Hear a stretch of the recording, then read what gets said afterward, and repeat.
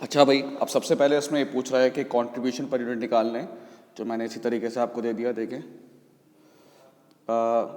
P T O selling price है 61, 158 और 170। Total variable cost ये लिखी हुई है, देखें 51, 118, 120। तो ये आ गया कंट्रीब्यूशन पर यूनिट 10, 40 और 50। अब वो कह रहा है कि टोटल फिक्स कॉस्ट निकालें आप, टोटल फिक्स कॉस्ट। और फिक्स कॉस्ट कह रहा है absorb on the basis of 50% of the direct material cost, मतलब जितनी भी डायरेक्ट मटेरियल कॉस्ट होगी उसका 50% है। पी टी ओ, पी के कितने यूनिट्स हैं भाई? 2000। ये देखिए यूनिट सारे ये लिखे हुए 1600 और 1000। अब इनकी जो भी डायरेक्ट मटेरियल कॉस्ट होगी उसका 50% होगा। जैसे पी की डायरेक्ट मटेरियल कितनी है भाई? 30, और इसका कितने परसेंट है? 50% है, ये हो गया 30,000।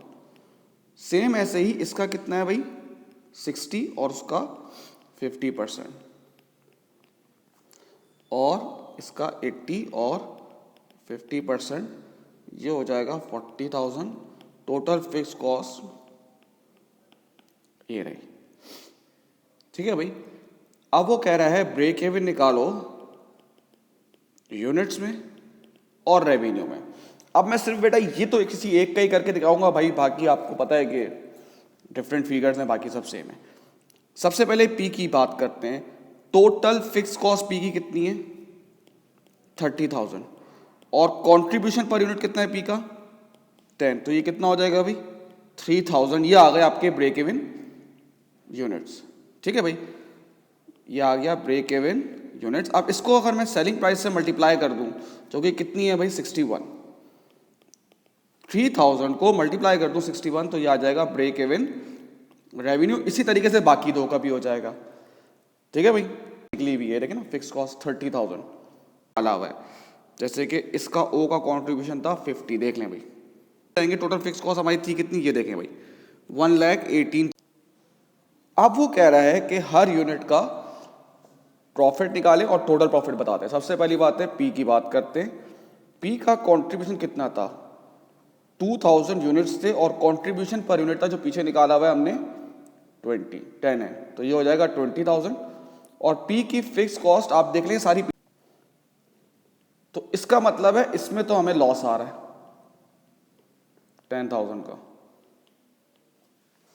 सेम ऐसे ही टी का कंट्रीब्यूशन, टी के यूनिट्स हैं 1600, कंट्रीब्यूशन पर यूनिट पीछे निकाला हुआ है 40, 64,000।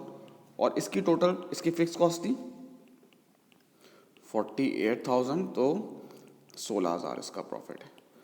अच्छा, अब ओ की बात करते हैं। 1000 यूनिट्स हैं,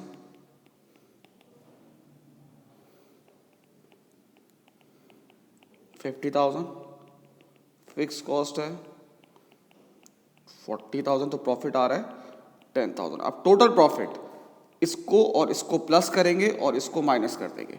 10,000 प्लस 16,000 माइनस 10,000, तो ये आंसर आ रहा है आपका, टोटल प्रॉफिट आ रहा है 16,000, ठीक है। तो सब पीछे पहले अब डायरेक्टर्स क्या कह रहे हैं बेटा आपसे? One of the director wish to stop the production of pine, क्योंकि ये लॉस दे रहा था तो उसने कहा हम बंद कर रहे हैं। This will increase the total fix cost by 20%, 25%। जाहिर सी बात है फिक्स कॉस्ट जो है वो स्प्रेड हो जाएगी, अब तो बाकी यूनिट्स पे बढ़ जाएगी। However the directors estimate the sales of T can oak will be increase by 50%, ठीक है भाई। Prepare the marginal cost statement units the contribution per unit, वही स्टॉपिंग ऑफ द प्रोडक्ट। अब वो कह रहा है जब आपने प्रोडक्ट स्टॉप किया है, अब जरा आप मुझे टोटल प्रॉफिट निकाल के दिखाएं, ठीक है भाई। अब टी का कंट्रीब्यूशन देखते हैं भाई। टी 1600 यूनिट्स था, अब उसने क्या बोला है देख लें भाई, 50% से सेल्स बढ़ जाएगी, तो मैंने 1.50 कर दिया। और सेलिंग प्राइस जो है वो जी सॉरी हाँ, ये कंट्रीब्यूशन का है, तो इसका कंट्रीब्यूशन था 40, तो अब इसका कंट्रीब्यूशन हो जाएगा 96,000। सेम ऐसे ही ओ का कंट्रीब्यूशन देखें, ओ के कितने यूनिट से? 1000, 50% से बढ़ जाएगा, और देखो कंट्रीब्यूशन पर यूनिट, तो कह रहा है टोटल कंट्रीब्यूशन कितना आ गया? 75,000। ये आ गया 171,000। अब उसने कहा है जो फिक्स कॉस्ट थी, टोटल फिक्स कॉस्ट 1,18,000, उसने कहा ये 50% से बढ़ गया, तो 50% कह रहा हूँ, 25% से, तो 1.25 हो गई, 147,500। अब प्रॉफिट आ रहा है 23,500। अब क्या हमें ये डिसीजन करना चाहिए नहीं करना चाहिए भाई? जब पी चल रहा था तो प्रीवियस हमारा जो प्रॉफिट था, जब हमने प्रीवियस जो प्रॉफिट था हमारा, जब हमने तीनों प्रोडक्ट बना रहे थे, तो था 16,000, और शटडाउन के बाद प्रॉफिट हो रहा है 23,500, यानी कि कितना ज़्यादा प्रॉफिट बढ़ रहा है। तो इसका मतलब है जी हाँ, हमें प्रोडक्ट को शट डाउन कर लेना चाहिए। ठीक है भाई, थैंक यू।